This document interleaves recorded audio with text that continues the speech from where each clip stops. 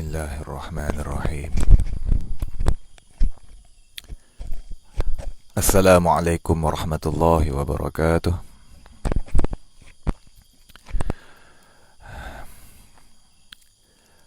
Mohon bagi maklum balas suara ya. نوينا التعلم والتعليم والتذكر والتذكير والنفع والانتفاع والإفادة والاستفادة والحث على التمسك بكتاب الله وسنة رسوله صلى الله عليه وسلم والدعاء إلى الهدى والدلالة على الخير ابتغاء وجه الله مرضاته قربه وثوابه.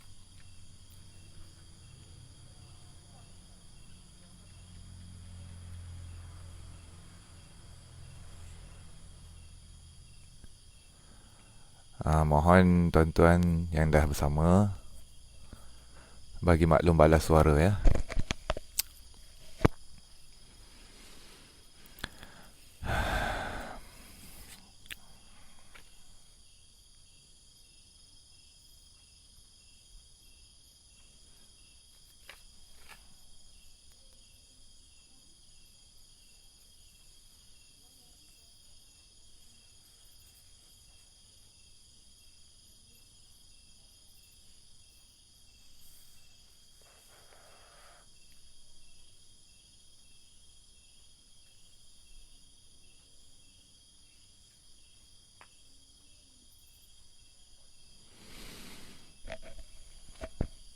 Alhamdulillah, terima kasih.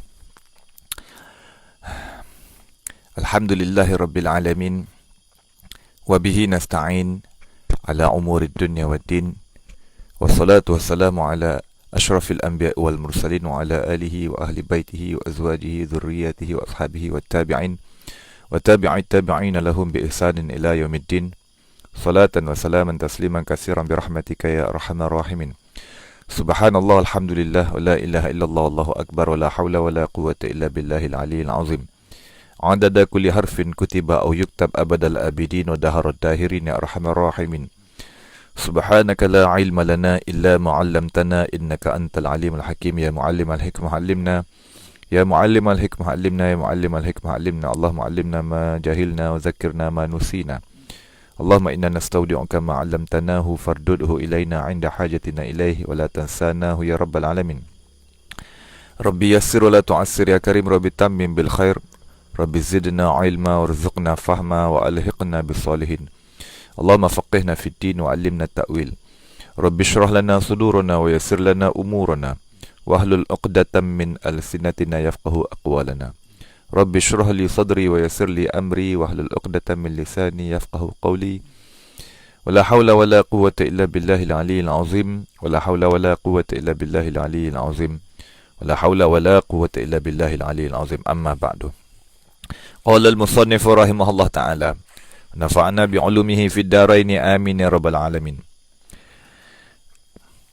Al-hadithul hadi wal 'ishrun an Abi Sa'labah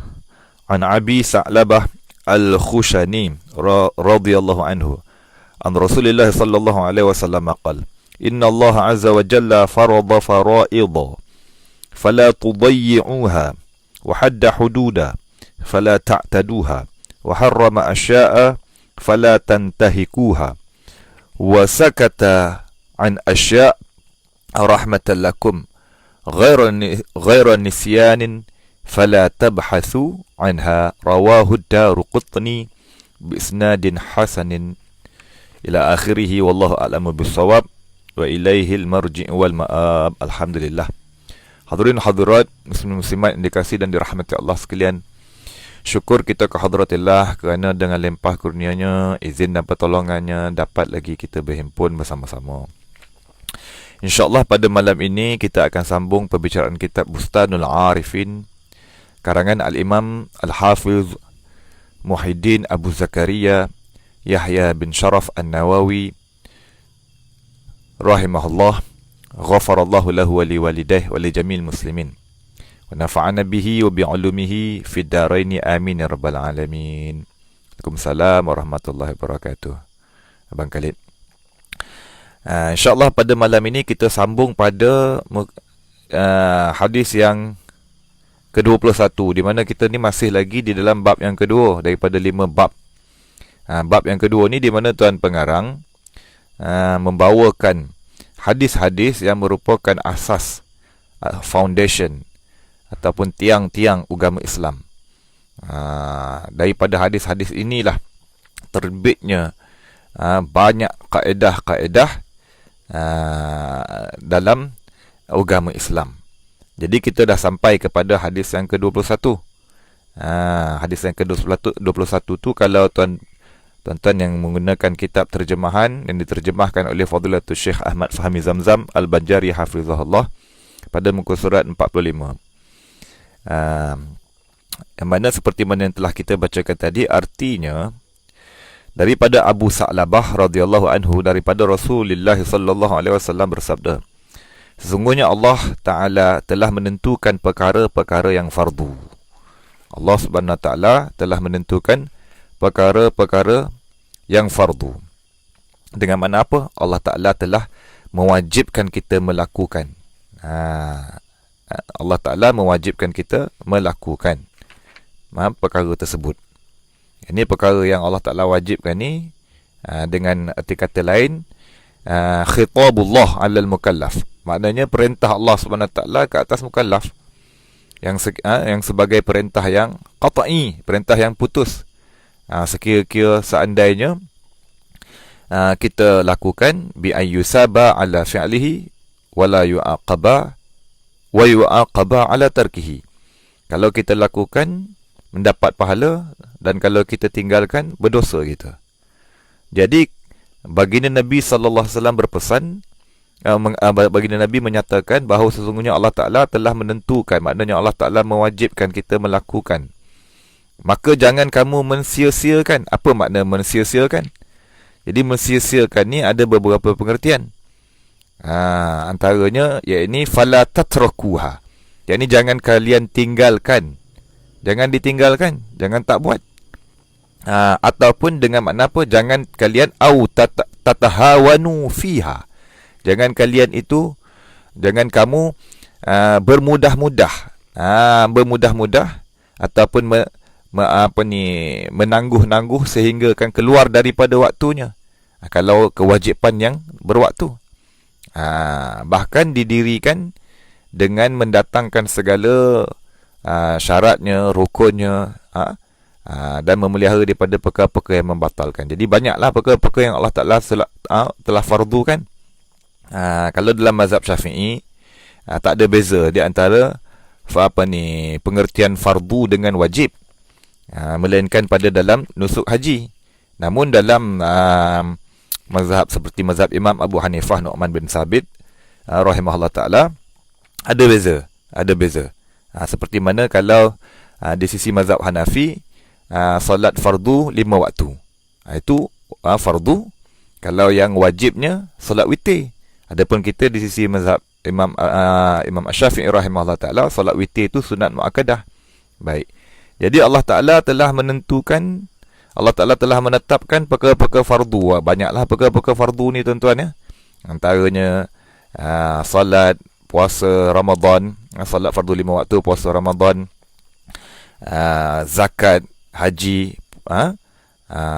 Jadi maka kita jangan meninggalkan, ataupun jangan kita bermudah-mudah, ataupun dengan pengertian juga kita tu tidak menyempurnakan hak, dengan kata lain, kita tidak memelihara rukun-rukunnya. Buat tapi tak sah.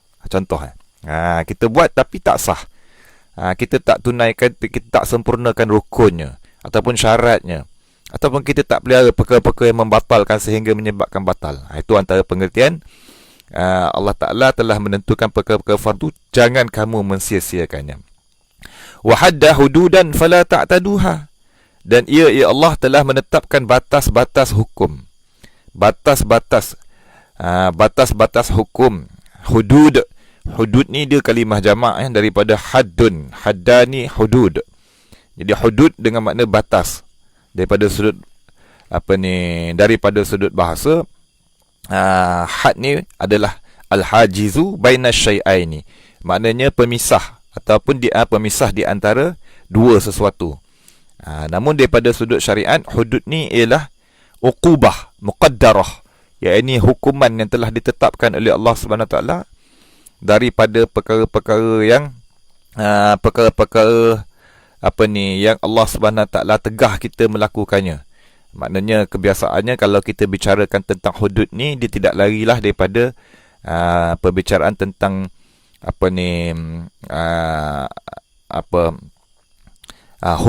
hukuman terhadap pencuri, penzina dan seumpamanya.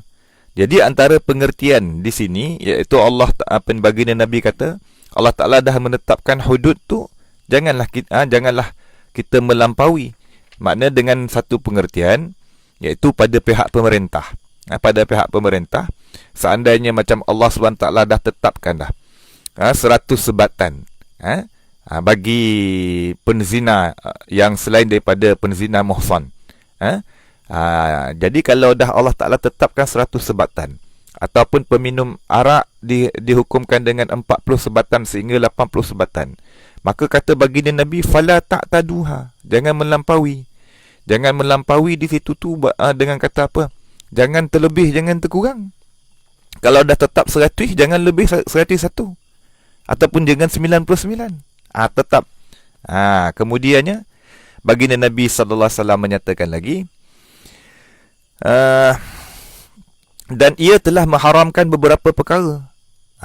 Yang telah mengharamkan beberapa perkara, Allah Ta'ala telah telah menetapkan perkara-perkara yang Allah SWT haramkan.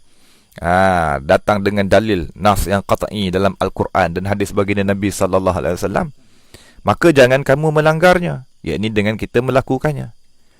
Dan ia berdiam, Allah berdiam daripada beberapa perkara. Makna ada perkara-perkara yang Allah SWT tidak mendatangkan tegahan ataupun suruhan. Tidak mendatangkan tegahan ataupun suruhan.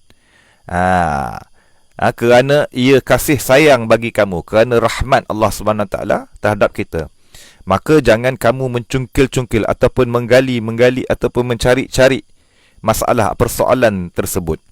Jadi hadis ni hadis yang ringkas. Hadis yang ringkas, tetapi ia mengandungi pengertian yang sangat mendalam. Yang mana hadis ini meliputi usul dan furu' agama. Yang mana kalau kita lihat pada hadis ini, baginda Nabi sallallahu alaihi wasallam membahagikan hukum akam Allah Taala tu kepada 4 bahagian. Yang difardukan, yang diharamkan, yang dihadkan, dan yang diharuskan. Jadi perincian hadis ni sebenarnya panjang, tuan-tuan. Kalau nak ikutkan hadis-hadis yang di dalam bab yang kedua ni, semua perincian dia panjang-panjang. Jadi Imam Nawawi tidak mensyarahkannya di sini, kerana beliau telah mensyarahkan hadis ini dalam kitab-kitab syarahan yang lain, seperti mana kitab syarah Sahih Muslim dan seumpamanya. Jadi kerana hadis ini hadis yang besar, hadis foundation, tujuan Imam Nawawi rahimahullah ta'ala mendatangkan hadis-hadis ni dalam bab yang kedua ni adalah untuk nak membentangkan kepada kita bahawa hadis-hadis ini semua sepatutnya, tak dapat tidak, kita sebagai umat Islam mesti tahu hadis-hadis ni. Lebih kurang ada 29 hadis, yang mana beliau ambil daripada catatan Ibnu Salah 26 hadis, dan beliau tambah lagi 29 hadis. InsyaAllah kita malam ni kita habiskanlah.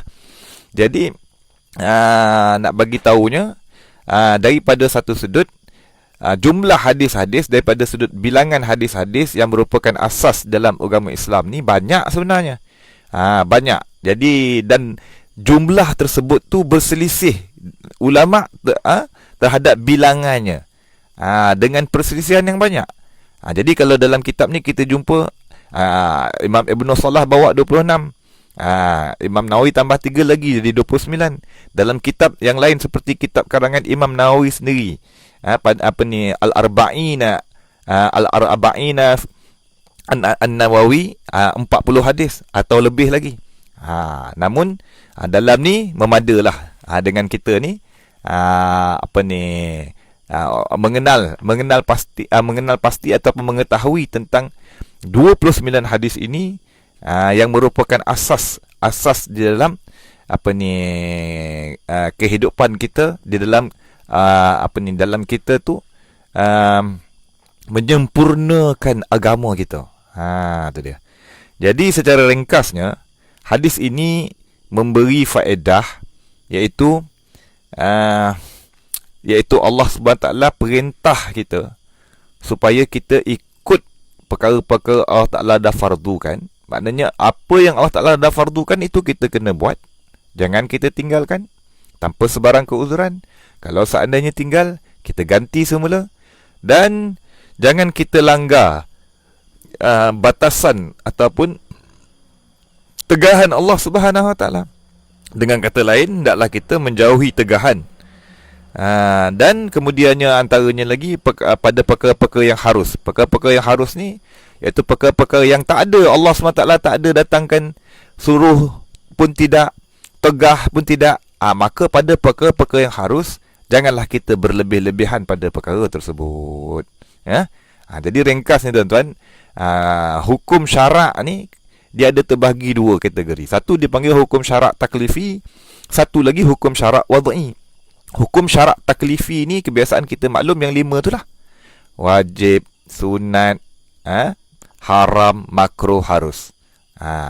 Adapun hukum syarak yang wad'i ni ada 5 juga. Kalau mengikut dalam mazhab Imam Asy-Syafi'i rahimahullah taala, hukum syarak yang wad'i ni antaranya syarat, sabab, mani', ada 5 tu.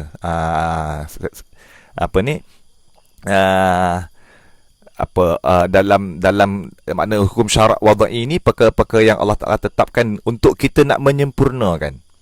Untuk kita nak menyempurnakan hukum syarak yang taklifi. Jadi ringkasnya, apa yang Allah Ta'ala suruh kita buat. Apa maknanya yang wajibnya kita jangan tinggalkan. Yang sunatnya kita usaha perbanyakkan. Adapun yang haram kita jangan lakukan. Yang makruh kita usaha tinggalkan. Yang harus kita jangan berlebih-lebihan padanya. Ini ringkasan yang kita dapat daripada hadis yang ke-21. Baik, kita berpindah kepada hadis yang seterusnya. Al-Musannif rahimahullah ta'ala nafa'na bi'ulumihi fi daraini amin ya rabbal alamin.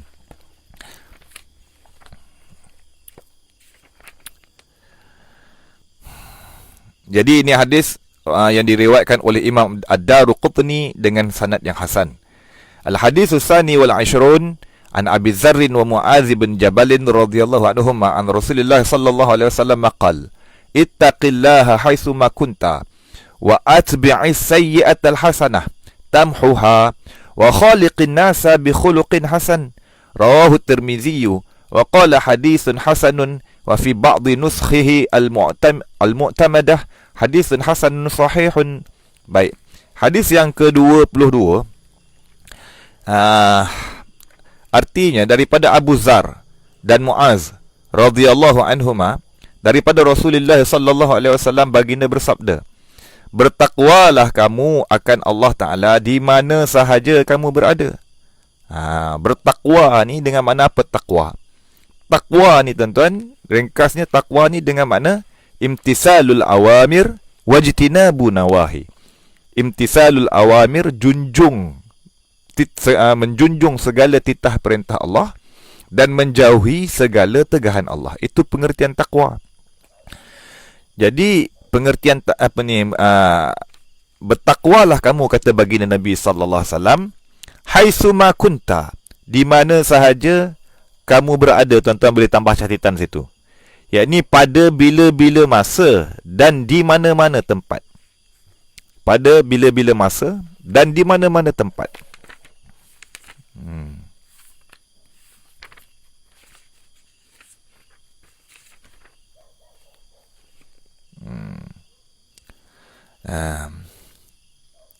Ai fi ayyi zamanin wa makanin kunta fihi. Sama ada kita berseorang diri ataupun kita bersama-sama dengan orang lain. Sama ada kita dilihat orang ataupun kita tidak dilihat orang.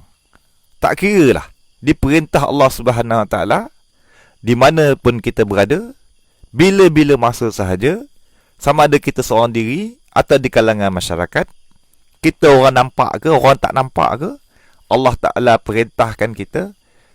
Begitu juga baginda Nabi SAW memerintahkan kita dalam hadis ini supaya kita sentiasa melazimi taqwa dan ikut ikutkanlah kemudiannya baginda Nabi SAW menambah lagi, dan ikutkanlah kejahatan dengan kebaikan. Maksudnya ikutkan ni turutkan kejahatan dengan kebaikan, nescaya ia menghapuskan akan dosa.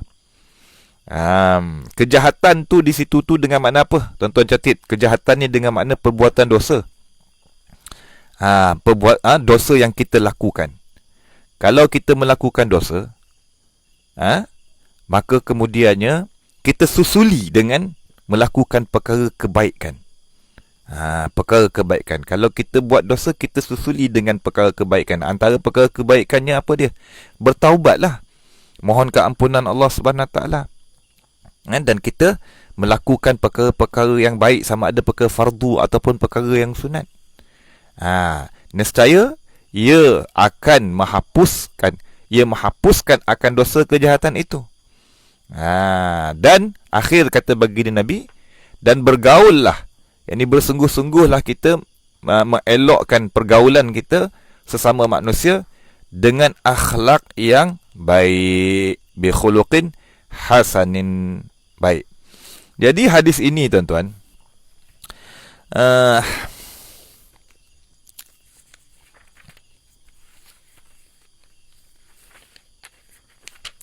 pun juga pengertiannya panjang lebar.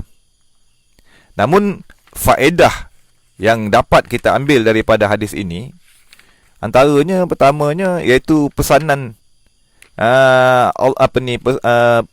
ini perintah takwa ni. Jadi perintah takwa ini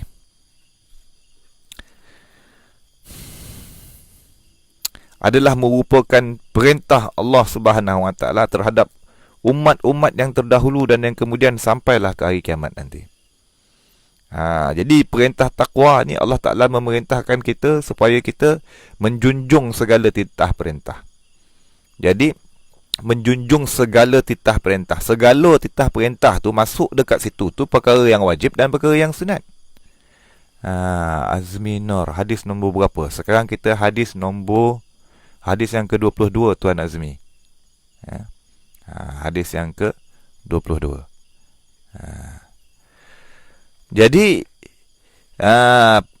kalau kita kata takwa, bertakwalah, seperti mana yang selalu kan kalau khutbah Jumaat khatib berpesan, yang mana pesanan takwa tu merupakan salah satu daripada rukun khutbah, rukun kedua-dua khutbah. Kena ada khutbah pertama, kena ada khutbah kedua, kena ada. Kalau tak ada, tak sah. Namun apa pengertian takwa tu tuan-tuan? Jadi takwa ni kalau daripada sudut bahasa, dengan makna apa? Dengan makna ittikhadhu wiqayah. Kita mengambil sesuatu sebagai pemeliharaan. Pemeliharaan ataupun sebagai perisai yang menegah kita dan memelihara kita daripada perkara-perkara yang kita takuti. Itu daripada sudut bahasa takwa ni. Dengan makna dia daripada ittikhadhu wiqayah. Kita mengambil perlindungan, perisai. Adapun daripada sudut syariat, bila sebut taqwa Allah Azza wa Jalla, makna bahawa seseorang hamba itu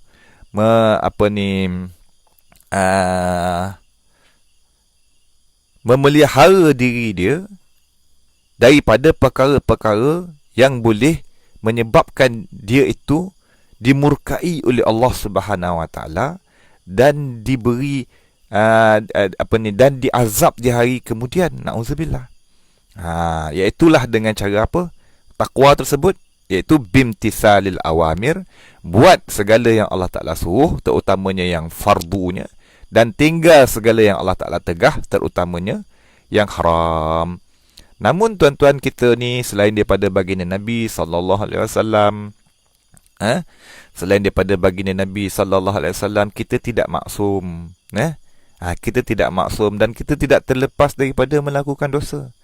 Lantaran mengetahui tentang hakikat tersebut, baginda Nabi sallallahu alaihi wasallam memberi kepada kita bimbingan, iaitu setiap kali kita terlanjur melakukan dosa, meninggalkan kefarduan, kita buatlah perkara-perkara kebaikan.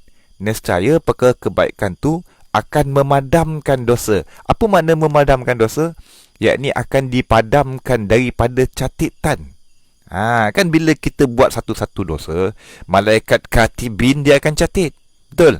Dia akan catat, itu maklum kan? Kita buat dosa, malaikat katibin akan catat apa yang kita lakukan.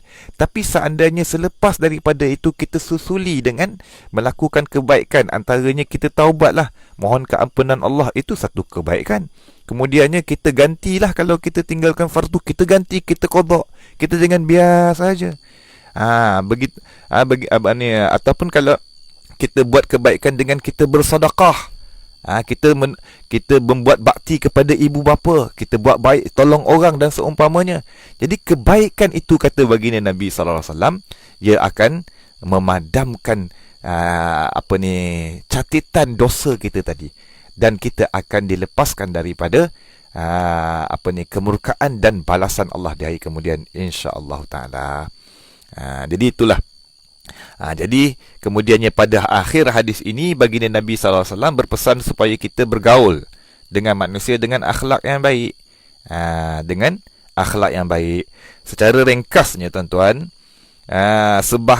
sesungguhnya sebahagian ciri kesempurnaan iman dan sifat orang yang bertakwa ialah akhlak yang mulia dan elok pergaulan. Jangan menyakiti orang, jangan membuat perkara-perkara yang menyakiti orang-orang Islam yang lain, khususnya jiran tetangga, sahabat handai kita. Jangan kita menyakiti mereka. Ataupun jangan kita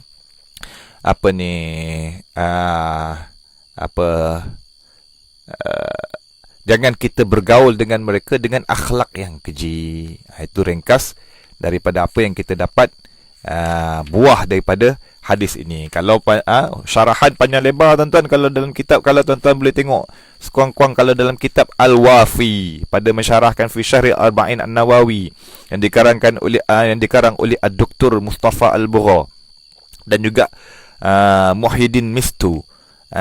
Jadi tuan-tuan boleh tengok panjang lebar syarah dia. Begitu jugalah dalam kitab-kitab syarah yang lain. Namun di sini seperti mana kita nyatakan sebelum-sebelum ni pun, Imam Nawawi bukan bertujuan untuk nak mensyarahkan hadis ini, tetapi nak memberitahu kita ini hadis yang kita perlu tahu, yang merupakan asas-asas di dalam agama Islam, dan supaya lanjut kita usaha untuk memahami hadis ini dengan mempelajarinya, dengan mengulang kajinya, dengan merujuknya kepada huraian-huraian dalam kitab-kitab yang mutawwalat. Baik, kita berpindah kepada hadis yang seterusnya. Qala al-musannif rahimahullah ta'ala, wa nafa'ana bi'ulumihi fid daraini amin ya rabbal alamin. Jazakallah khair.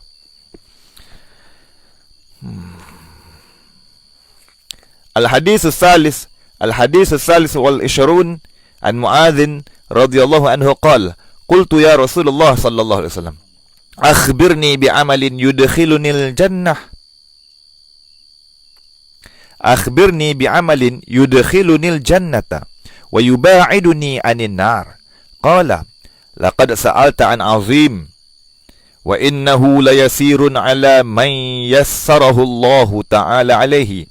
Ta'budullaha la tusyriku bihi syai'a wa tuqimus shalah wa tu'tiyaz zakah wa tasumu ramadan wa tahujjul baita. Thumma qala, ala adulluka ala abwabil khair, as-sawmu junnah was-sadaqatu tudfi'ul khati'ah kama yudfi'ul ma'un nar wa salatur rajuli min jawfil lail thumma tala tatajafa junubuhum 'anil madaji' hatta balagha ya'malun. Thumma qala, ala ukhbiruka bi ra'sil amri wa 'umudihi wa dhirwatu sanamihi. Qultu bala ya Rasulullah sallallahu alaihi wasallam. Qala, ra'sul amri al-Islam wa 'amuduhu as-salah wa dhirwatu sanamihi al-jihad. Thumma qala, ala ukhbiruka bimilaki dhalika kullihi. Qultu bala ya Rasulullah sallallahu alaihi wasallam. Qala, fa akhadha bilisanihi wa qala, kuffa 'alayka hadha. فقلت يا نبي الله وإنا لمؤاخذون بما نتكلم به. فقال, ثكلتك أمك وهل يكب الناس في النار على وجوههم أو على مناخرهم إلا حصائد ألسنتهم. Rawahu Tirmizi wa qala haditsun hasanun sahihun. Dhurwatus sanam a'lahu wa hiya bi dhammi dzal wa kasriha. Baik. Hadis yang ke-23, artinya daripada Muaz bin Jabal radhiyallahu anhu berkata, aku bertanya, wahai Rasulullah sallallahu alaihi wasallam,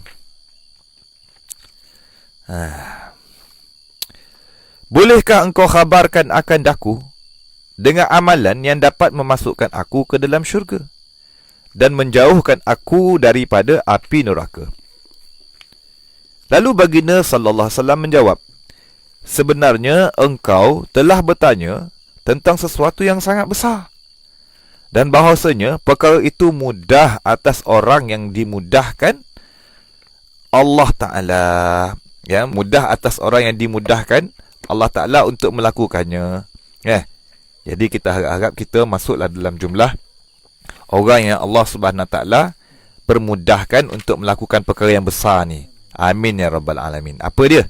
Jadi pada hadis ini tuan-tuan adalah merupakan baginda Nabi menunjuk kepada kita abwabul khair wa masalikul huda, ataupun pintu-pintu kebaikan dan jalan-jalan petunjuk Allah Subhanahu Taala.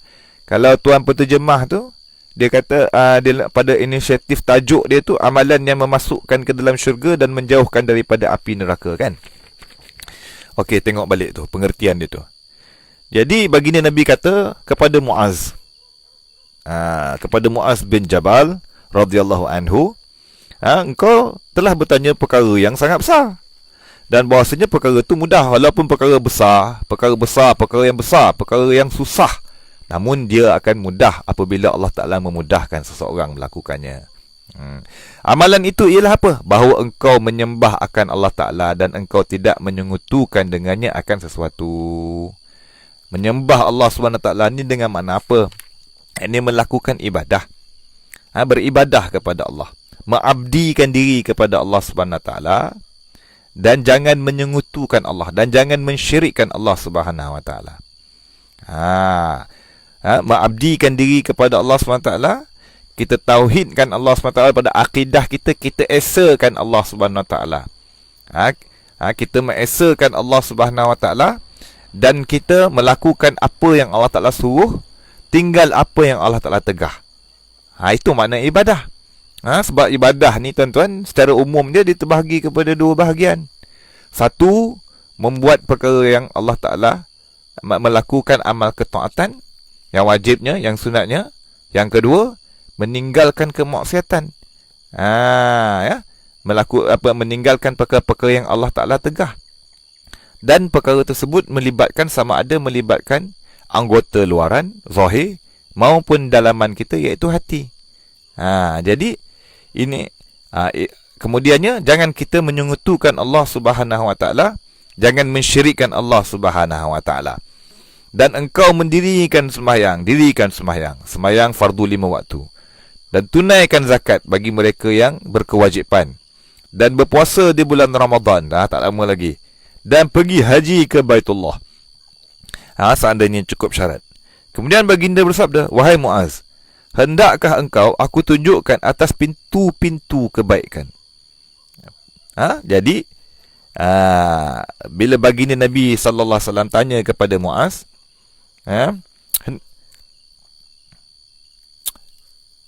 ala adulluka ala abwabil khair?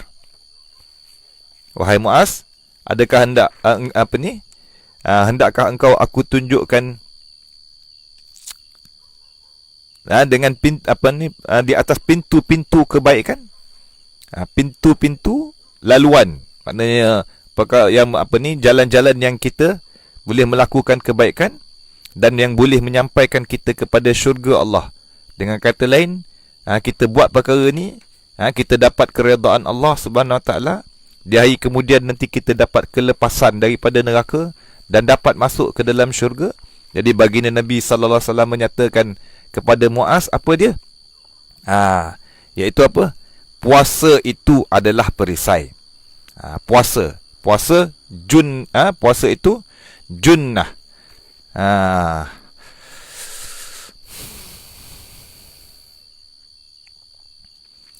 As-sawmu junnah. Puasa sama ada puasa-puasa yang fardu maupun puasa yang sunat. Nah, kita sekarang berada dalam bulan Rajab, antara bulan yang kita dianjurkan memperhebatkan ibadah secara umumnya. Jadi ibadah yang secara umumnya antaranya puasa lah. Puasa kalau ikutkan puasa ni tuan-tuan yang fardunya Ramadan ya. Puasa Ramadan yang fardu, ada ataupun puasa kafarah pun fardu juga, ataupun puasa nazar. Namun tak banyak puasa yang fardu ni, yang banyaknya puasa yang sunat. Puasa yang sunat tu ada puasa sunat yang dia tu tahunan, sekali setahun, macam puasa Arafah, puasa 6. Ada puasa yang sunat dia tu bulanan, seperti puasa pada Ayyamul Bid, hari-hari mengikut bulan Islam lah. Bulan Hijri, bukan bulan Januari Februari. Lama kan tuan-tuan duk buat puasa bulan Januari Februari. Ayyamul Bid apa? 13, 14, 15 hari-hari cerah.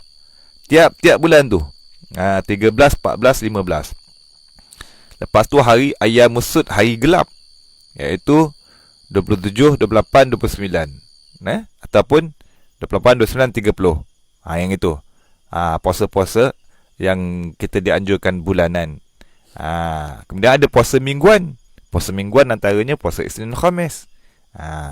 Jadi puasa itu adalah merupakan perisai, kata baginda Nabi sallallahu alaihi wasallam. Apa makna puasa itu adalah perisai? Iaitu perisai, tuan-tuan catat situ, perisai daripada api neraka. Di hari kemudian, perisai daripada api neraka. Dan sedekah itu memadamkan kejahatan. Dan sedekah itu, as-sadaqatu tutfi'ul khati'ah. Jadi sedekah itu iaitu dia memadamkan kesan-kesan kejahatan. Kesan-kesan dosa. Kesan-kesan dosa ni banyak. Asar zunub ni banyak, tuan-tuan. Kalau dunia ni kesan-kesan dosa ni, hati kita jadi tak tenteram. Perkara-perkara dosa ni dalam hadis-hadis yang lepas telah dinyatakan, bila kita buat perkara-perkara dosa, hati kita jadi tak tenteram, tak damai, tak tenang. Dan dia dosa pula, dia boleh mengheret kita boleh buat dosa yang lain.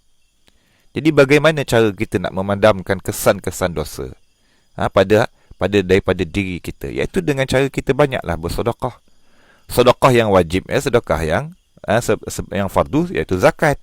Sedekah selain daripada itu, yang sunat tu diperbanyakkan. Kemudiannya lagi kata baginda Nabi sallallahu alaihi wasallam, seperti mana halnya air memadamkan api. Dan sembahyang seorang di tengah malam. Ini sembahyang malam ni, sembahyang malam ni, salatul lail ni, secara umumnya adalah nafilah lah, solat sunat yang kita kerjakan di malam hari, khususnya yang pada lewat malam, iaitu pada telah berlalunya 2/3 malam, 1/3 yang akhir tu, lebih kurang 2 jam, 1 jam, 2 jam sebelum subuh tu. Itu waktu yang afdal untuk kita melakukan salatul lail. Lalu baginda Nabi sallallahu alaihi wasallam membaca ayat dalam surah As-Sajdah ayat 16 dan 17. Tatajafa junubuhum 'anil madaji'i yad'una rabbahum khaufan wa tama'an wa mimma razaqnahum yunfiqun fala ta'lamu nafsum ma ukhfiya lahum min qurrati a'yunin jazaa'an bima kanu ya'malun. Artinya, sebenarnya renggang lambung mereka daripada tempat hamparan mereka, yakni daripada tempat tidur. Mereka bangun berdoa akan Tuhan mereka kerana takut akan seksaannya dan kerana mengharap akan rahmatnya, dan mereka mensedekahkan sebahagian daripada harta yang diberi rezeki oleh Allah Ta'ala akan mereka. Maka banyak perkara-perkara yang tidak diketahui oleh setiap diri daripada apa-apa yang dirahsiakan untuk mereka, yang berupa bidadari yang galak mata sebagai balasan. Galak mata maknanya yang menyejukkan mata memandang, sebagai balasan terhadap amalan yang telah mereka lakukan. Ini. Kemudiannya baginda bersabda pula, wahai Muaz, hendakkah engkau aku khabarkan dengan pokok segala urusan? Pokok segala urusan dan tiangnya. Pokok ni dengan mana asal, asas, dan tiangnya yang menguatkan, dan kemuncak tempat ketinggiannya. Aku berkata, ini Muaz menjawab, bahkan wahai Rasulullah, yakni Muaz nak tahulah, Apa yang baginda Nabi nak bagi tahu tadi? Lalu baginda bersabda, pokok, maknanya asas segala urusan itu ialah agama Islam. Asas segala urusan itu ialah agama Islam. Kemudiannya, dan tiangnya ialah semayang. Tiang bagi agama Islam adalah semayang. Dan kemuncak segala ketinggiannya, ketinggian agama Islam itu ialah dengan jihad fisabilillah.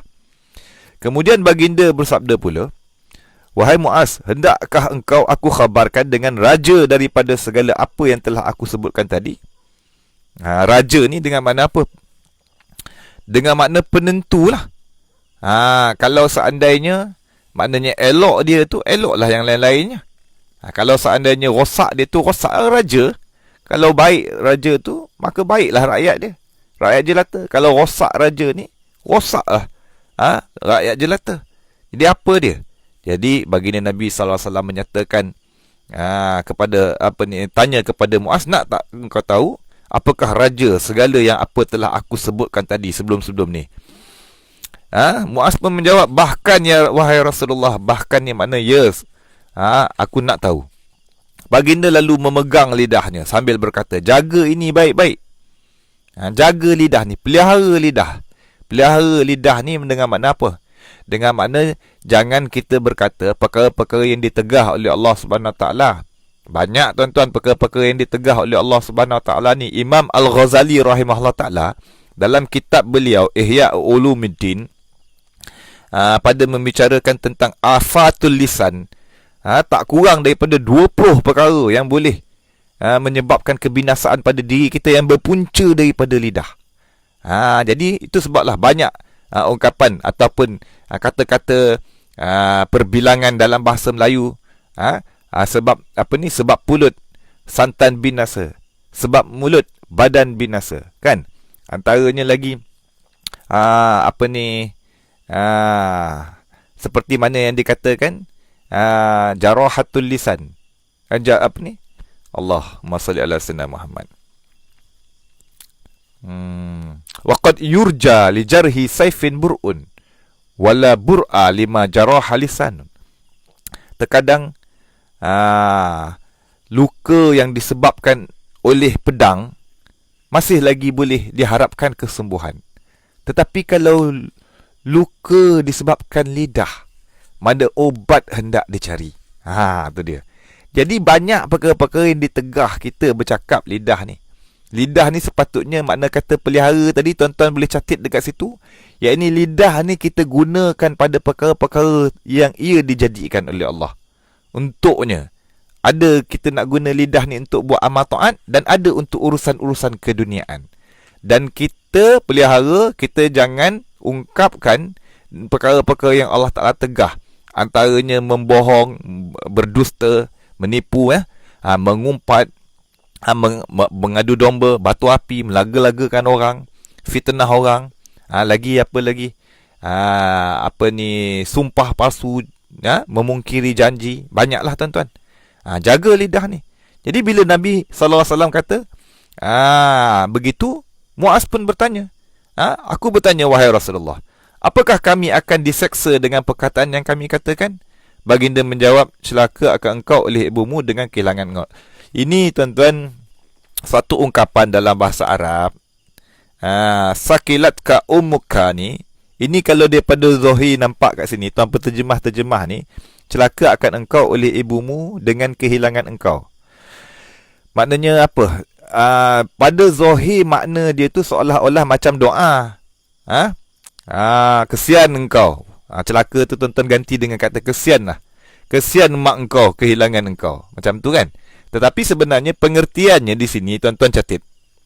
Ini ungkapan digunakan sebagai hendak menyedarkan tentang kelalaian, menyedarkan tentang kelalaian, dan juga kerana takjub terhadap sesuatu urusan. Jadi bila Muaz tanya kepada baginda Nabi, adakah lidah kita akan kena seksa dengan sebab lidah? Jadi perkara ni nampak gaya Muaz tak tahu. Jadi baginda Nabi SAW ungkapkan saqilatka ummuka. Bukan makna baginda Nabi doakan kematian kepada Muaz. Faham tu? Memang pada zahir pengertian dia memang ia mendoakan kematian. Tetapi sebenarnya bukan itu yang dikehendaki.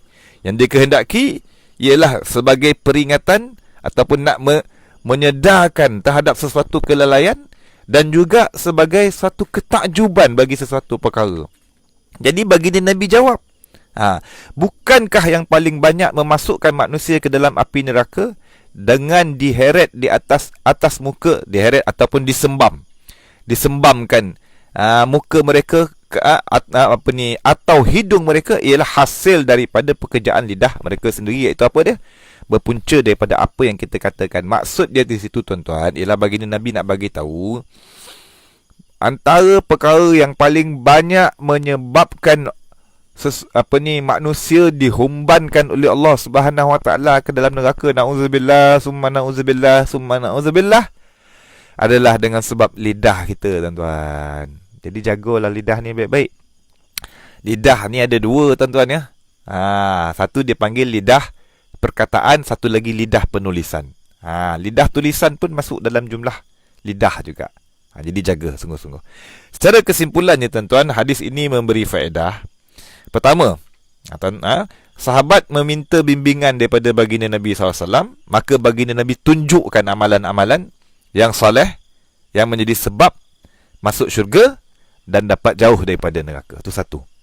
Yang kedua, faedah hadis ini iaitu menyatakan kelebihan jihad. Jihad fisabilillah, yang ini nak memelihara agama Islam, meninggikan kalimah Allah. Dan yang ketiga, kesimpulan daripada hadis ini ialah tentang kemerbahayaan lidah. Bahaya lidah, tuan-tuan. Serta akibat balasan buruk dengan sebab lidah. Sebab di dunia ni, dengan sebab lidah ni, porak-peranda masyarakat boleh jadi. Bergaduh sampai bercerai orang pun boleh jadi dengan sebab lidah. Menyakiti orang, kadang lidah, kata-kata yang keji, kata-kata yang menyakitkan hati kita, sampai mati pun kita boleh ingat lagi. Jadi kita jaga lidah kita. Kita jangan cakap perkara-perkara yang Allah Ta'ala tegah. Sebaliknya kita gunakanlah lidah kita pada amal-amal ketaatan dan perkara-perkara keduniaan yang kita hajati. Habis. Qala al-musannif rahimahullah ta'ala nafa'ana bi'ulumin fid daraini amin ya rabbal alamin. Al-hadithu ar-rabi' wal 20 anil Irbad bin Sariyah radhiyallahu anhu qala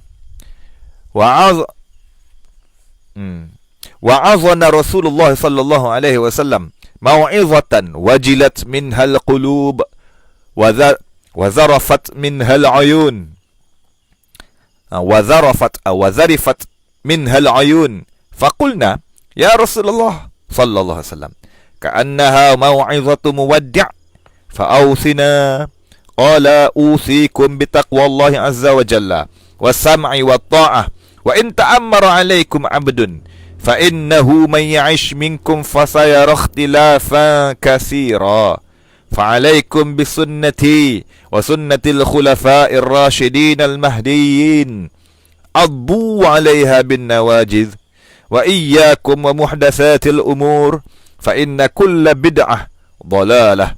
Rawahu Abu Dawud wa Tirmizi wa qala haditsun hasan sahihun. Artinya, daripada Al-Irbad bin Sariyah radhiyallahu anhu berkata, telah menasihati akan kami, menasihati ataupun telah berpesan kepada kami, telah berwasiat ni berpesanlah, berpesan kepada kami oleh Rasulullah sallallahu alaihi wasallam sebagai nasihat yang jadi menggeletar hati. Menggeletar maknanya menakutkan hati kami. Bila dengar, takut kami dengar. Kata Irbad, mengalir air mata kami, menangis kami sebab mendengar pesanan Rasulullah ni. Lalu kami berkata, wahai Rasulullah, seolah-olah nasihat ini nasihat yang hendak meninggalkan kami buat selama-lamanya. Jadi sahabat, macam mana sahabat tahu? Macam mana sahabat kata, ini seolah-olah macam wasiat terakhir. Sebab apa? Sebab bersangatan baginda Nabi sangat menekankan, memberikan satu wasiat yang yang apa ni, mubalaghah, yang sangat mendalam, touching, menakut sampai sahabat takut, menangis tuan-tuan. Jadi baginda apa ni, maka dari sebab itu maka berwasiatlah, pesan, berilah kami pesanan, wahai Rasulullah. Lalu baginda bersabda, aku berwasiat, yakni aku berpesan kepada kamu supaya sentiasa bertakwa akan Allah Ta'ala. Tadi kita dah jelas apa pengertian takwa. Buat yang disuruh, tinggal yang ditegah. Junjung segala perintah, tinggal segala tegahan. Serta patuh kepada pemimpin, walaupun yang menjadi pemimpin ke atas kamu itu seorang hamba, yakni daripada kalangan sahaya. Maka barang siapa di antara kamu yang akan hidup lama, pasti ia akan melihat perselisihan yang banyak. Kita antara orang yang hidup lama, bukan kita, maknanya yang baginda Nabi SAW nyatakan, barang siapa daripada kalangan sahabat yang mendengar kata-kata baginda Nabi ini, nyawanya panjang. Boleh tengok selepas daripada kewafatan baginda Nabi SAW, banyak berlaku perselisihan. Apatah lagi zaman kita hari ini, terlalu banyak perselisihan. Maka berpeganglah sunnahku dan sunnah para khulafa ar-rasyidin al-mahdiyin, yakni khalifah-khalifah yang memberi petunjuk dan diberi petunjuk atau hidayah. Dan hendaklah kamu gigit sunnah-sunnah itu dengan geraham kamu, dan tinggalkanlah segala perkara yang baharu, yakni perkara bid'ah, yang tidak ada, makna perkara-perkara yang baharu yang direka-reka, yang tidak ada dasar sandaran agama. Ini pun telah kita terangkan pada hadis-hadis yang lepas. Tinggalkanlah segala perkara yang baharu dalam agama, kerana setiap bid'ah itu adalah sesat. Makna setiap bid'ah, yakni bid'ah yang tidak ada asal sandaran. Kerana kita dah maklum dah, bid'ah ni ada yang hasanah, ada yang sayyi'ah. Bid'ah ada yang bid'ah yang hasanah dan bid'ah yang sayyi'ah. Jadi yang dimaksudkan pada hadis ini tuan-tuan, secara ringkas, pertamanya baginda Nabi SAW membimbing kepada apa? Pertamanya, kesunahan berwasiat apabila kita nak berpisah. Bila kita nak berpisah, kita dah berjumpa, kita nak berpisah, sebelum kita berpisah, kita berpesan. Antara pesanan yang terbaik adalah pesanan takwa. Yang mana pesanan takwa ini Allah Ta'ala berpesan kepada umat-umat yang terdahulu dan umat-umat yang kemudian. Berpesan dengan kemaslahatan dan kebahagiaan dunia dan akhirat. Dan kemudiannya pada hadis ini juga ada tegahan daripada bid'ah yang telah kita jelaskan pada yang lepas habis. Itu ringkaslah. Jadi secara ringkas tuan-tuan, saya nak tambah catatan ni. Sunnah baginda Nabi SAW ni secara ringkas dia terbagi, tak lari daripada 5 perkara. 5 perkara. Antaranya pertamanya kata-kata baginda Nabi. Kata-kata baginda Nabi itu satu.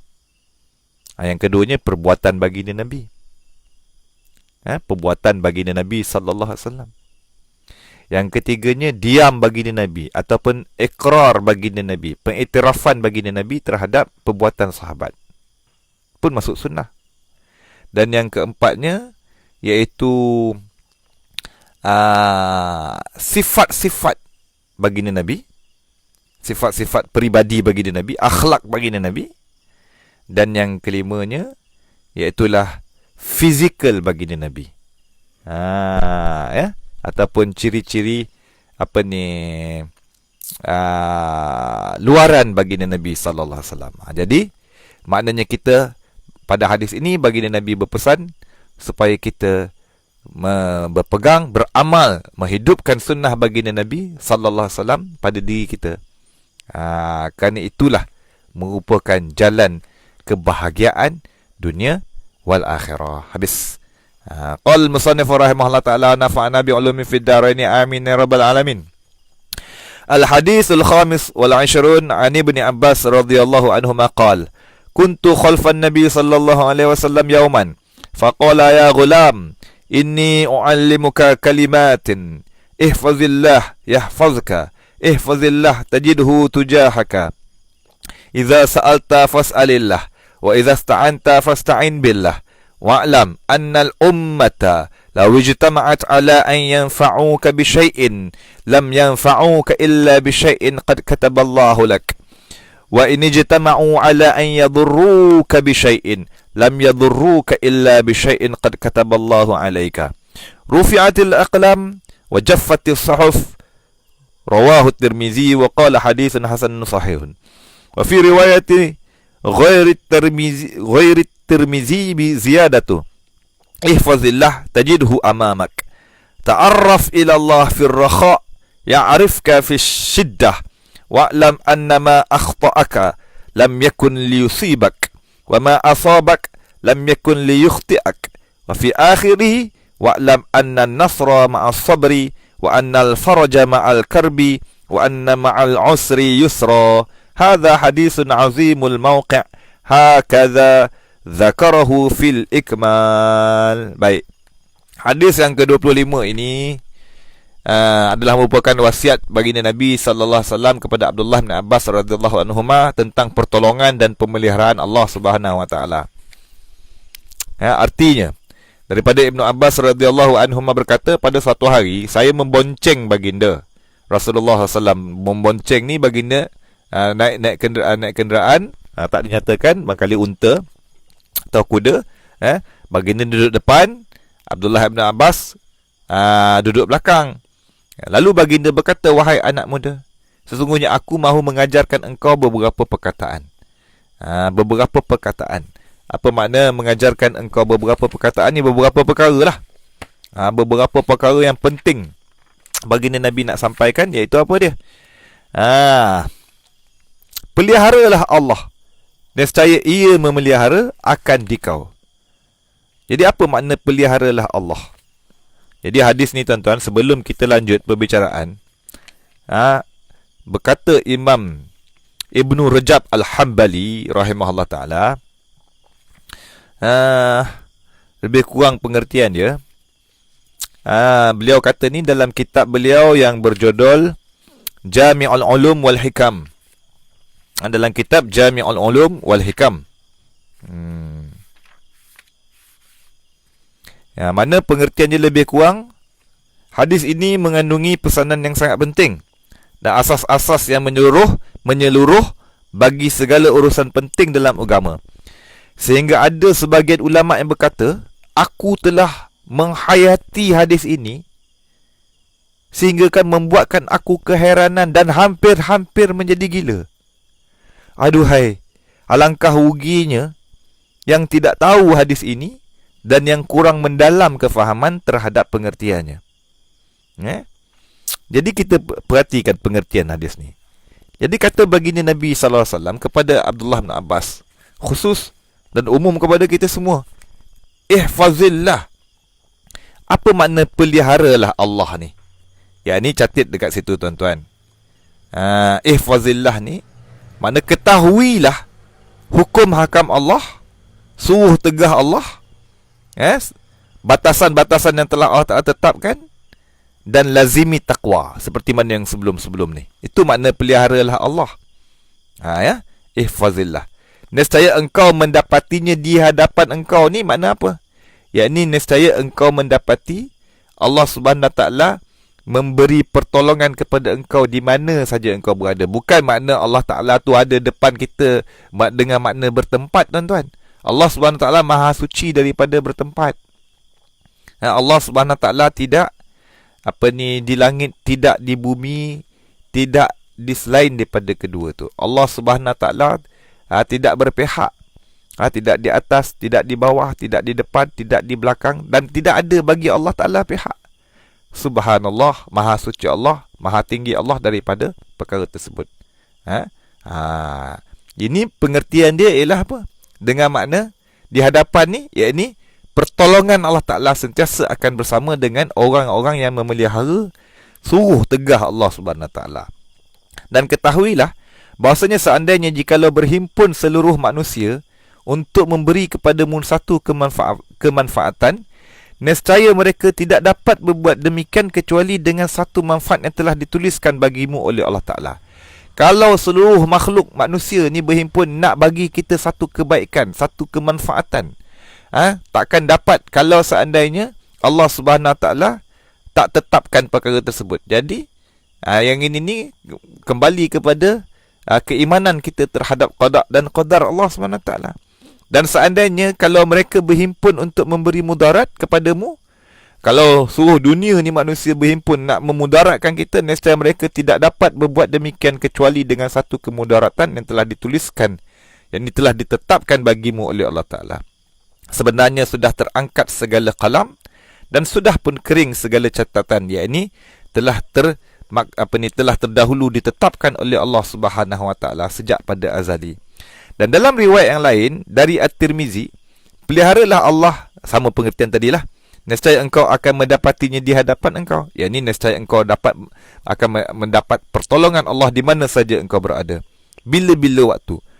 Kenallah kepada Allah, maknanya kenalkan diri engkau, perkenalkan diri engkau kepada Allah di masa senang, nescaya ia mengenali engkau di masa susah. Kita ingat Allah Subhanahu Wa Taala, kita jaga seluruh tegahan Allah Subhanahu Wa Taala tu pada ketika kita pada ketika kita senang, nescaya pada ketika kita susah, Allah Subhanahu Wa Taala tidak melupakan kita. Allah Subhanahu Wa Taala tidak membiarkan kita. Dan ketahuilah bahawasanya apa-apa yang terluput daripadamu sebenarnya ia tidak akan terkena akan dikau, dan apa-apa yang kena akan dikau sebenarnya memang dia tidak akan terluput daripadamu. Ini kembali pada pengertian tadi juga.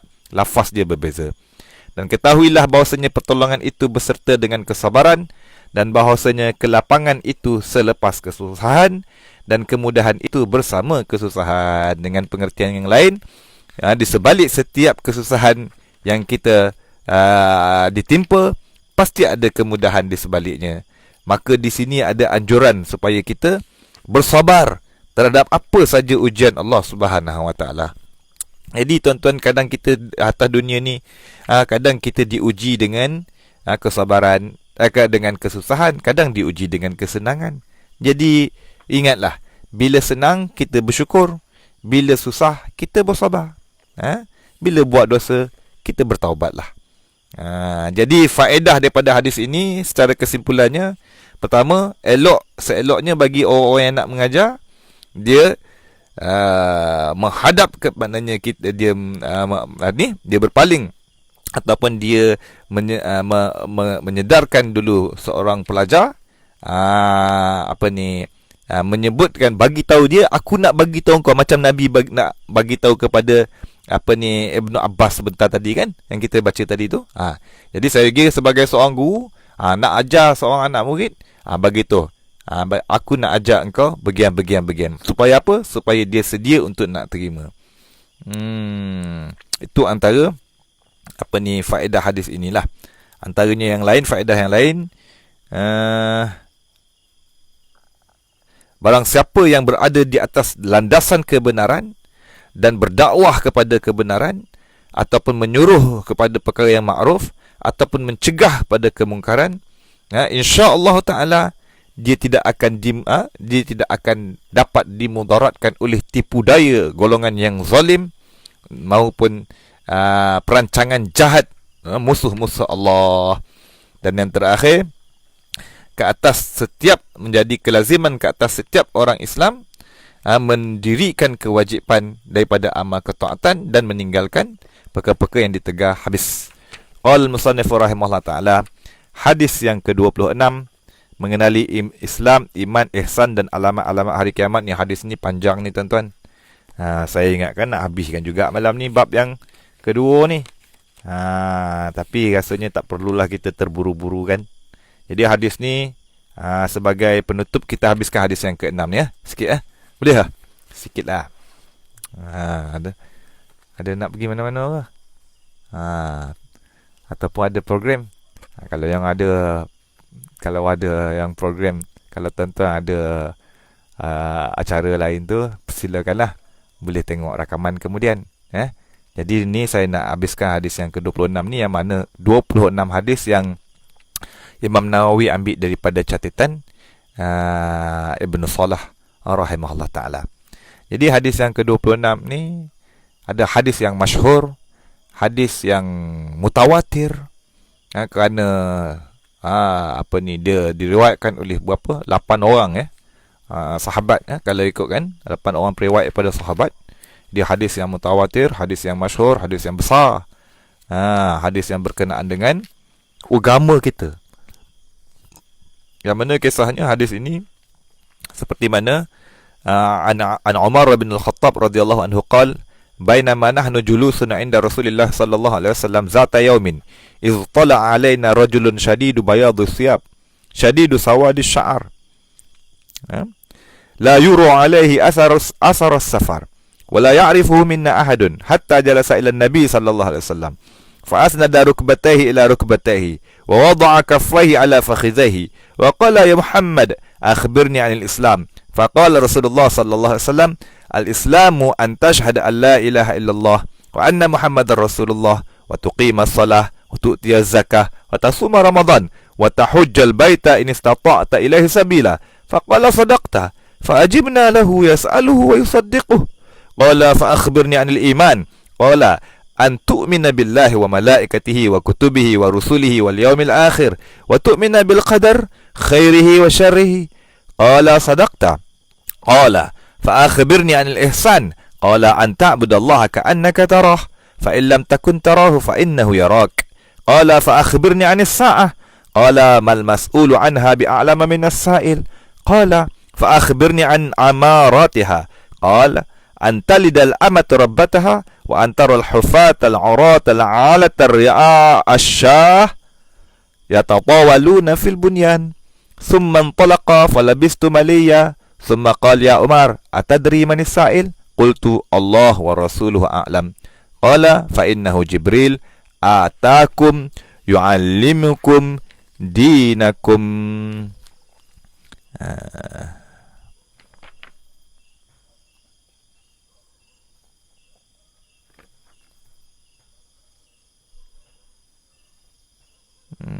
فهذه الأحاديث التي ذكرها الشيخ Abu Amrin Ibnu Salah rahimahullah ta'ala. Baik.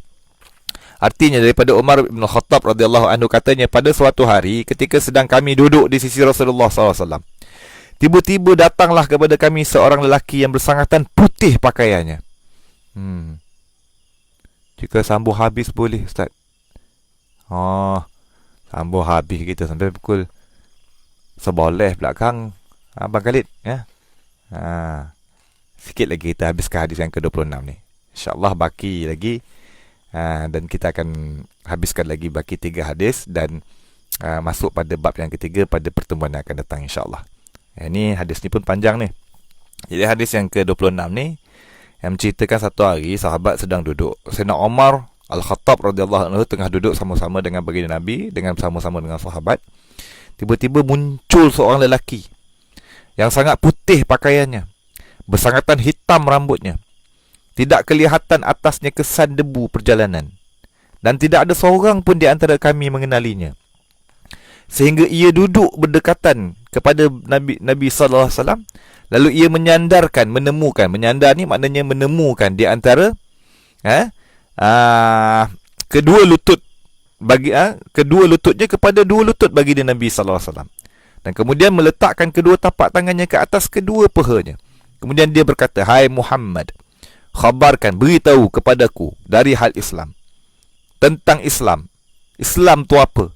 Maka Rasulullah SAW menjawab, "Islam itu ialah bahawa engkau mengakui bahawa tiada Tuhan melainkan Allah, dan bahawasanya Muhammad itu pesuruh Allah, dan engkau mendirikan sembahyang, dan engkau keluarkan zakat, dan engkau puasa di bulan Ramadan, dan engkau mengerjakan haji di Baitullah jika engkau ada kemampuan pergi kepadanya."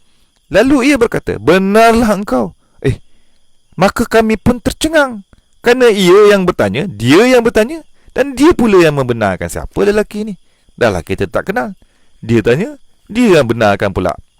Jadi soalan pertama tentang Islam, baginda Nabi jawab 5 rukun Islam, maklum ya.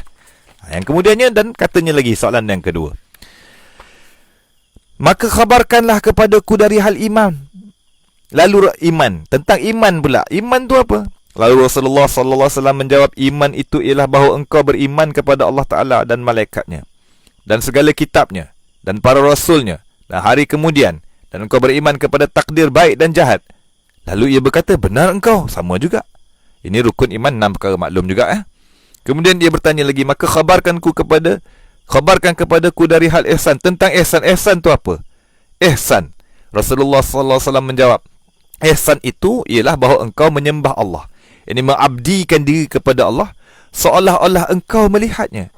Tetapi jika engkau tidak melihatnya, jika engkau tidak dapat berbuat sedemikian, maka sesungguhnya ketahuilah ia sentiasa melihat engkau.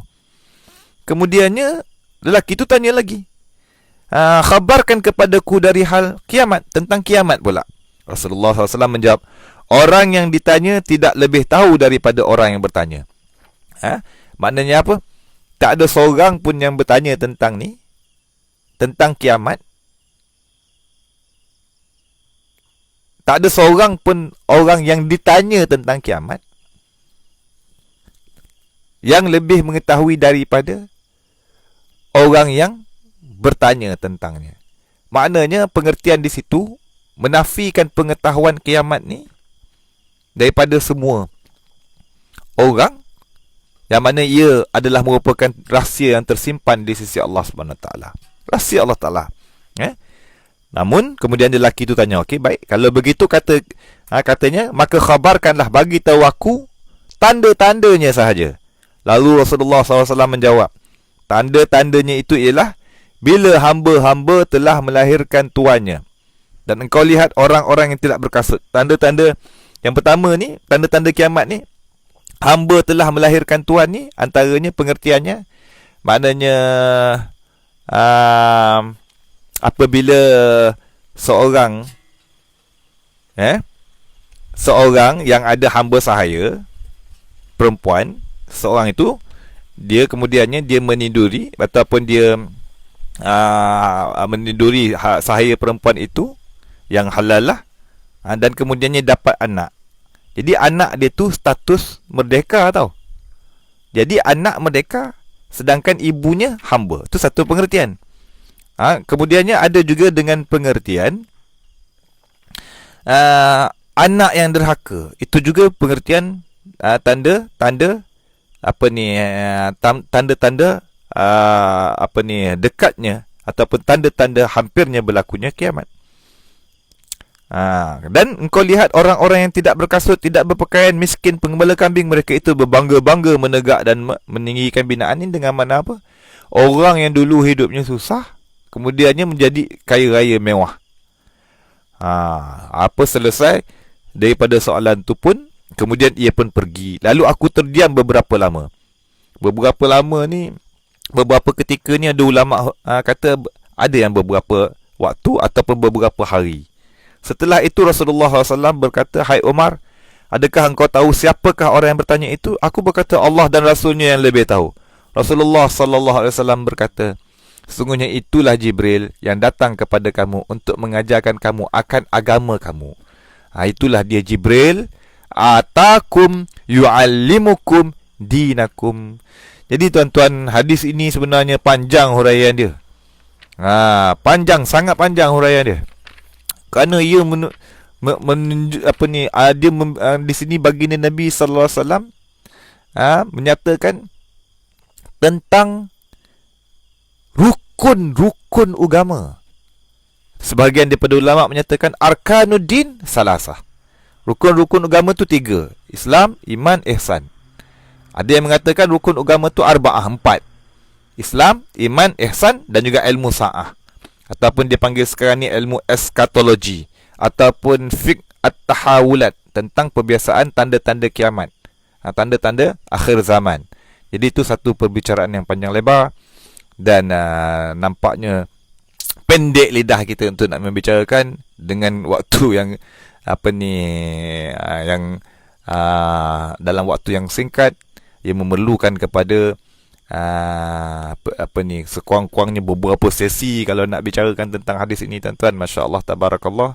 Tapi saya rasa memadai setakat ni dahulu, kerana Imam Nawawi sendiri pun dalam kitab ini, seperti mana kita nyatakan sebelum-sebelum ni, pada bab ini nak menyatakan tentang hadis-hadis yang tidak sepatutnya kita tahu.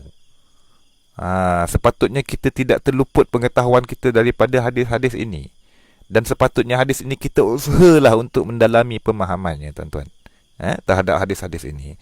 Jadi kata tuan pengarang seperti mana diterjemahkan, maka inilah hadis-hadis yang telah disebutkan oleh Imam Ibn Salah rahimahullah ta'ala, iaitu dari hadis pertama hingga hadis ke-26. Dan di antara hadis lain yang merupakan asas-asas agama Islam juga ialah ada baki lagi 3 tu. InsyaAllah kita sambunglah minggu hadapan. Sampai sini dululah tuan-tuan ya. Terlebih tu kurang tu harap dimaafkan. Salah silap saya tu haraplah diperbetulkan. Jangan dibiarkan. Ada soalan ke? Kalau tak ada soalan, kita tangguh setakat ni dulu. Nampaknya tak ada soalan tu. Baik. Alhamdulillah khair. Setakat ni dulu ya. Sama-sama kasih. Alhamdulillahirabbil alamin wa bihi nasta'in ala umuri dunya waddin, wassalatu wassalamu ala asyrafil anbiya wal mursalin wa ala alihi wa sahbihi ajmain. Allahumma akhrijna min zulumatil wahmi wa akrimna bi nuril fahmi waftah alaina bi ma'rifatil ilmi wa hassin akhlaqana bil hilmi wa sahil lana abwaaba fadlik wa anshur alaina min khazain rahmatika ya arhamar rahimin. Allahumma nawwir qulubana bi nuri hidayatik kama nawwartal arda was sama' bi nuri syamsik. Allahumma arinal haqqa haqqan warzuqna ittiba'ah wa arinal batila batilan warzuqna ijtinabah. Allahumma arinal asya'a kama hi, Allahumma arinal asya'a kama hi, Allahumma arinal asya'a kama hi. Allahumma ja'alna minat tawabin wa ja'alna minal mutatahhirin wa ja'alna min ibadika salihin wa ja'alna nazkuruka dhikran katsira wa nusabbihuka bukratan wa asila. Rabbana atina fid dunya hasanah wa fil akhirati hasanatan wa qina azaban nar. Sallallahu ala sayyidina Muhammadin wa ala alihi wa sahbihi wasallam. Subhana rabbika rabbil izzati amma yasifun wa salamun alal mursalin walhamdulillahi rabbil alamin. Taqabbalallahu minna wa minkum. Bismillahirrahmanirrahim. Wal 'ashr innal insana lafi khusr illa alladhina amanu wa 'amilus solihat wa tawassaw bil haqqi wa tawassaw bis sabr. Subhanakallahumma bihamdika asyhadu an la ilaha illa anta astaghfiruka wa atubu ilaik. Yang mengucapkan terima kasih, sama-sama kasih. Yang mengucapkan jazakallah khairal jaza wa iyyakum khairal katsira. Sekian wabillahi taufiq wal hidayah. Assalamualaikum warahmatullahi wabarakatuh.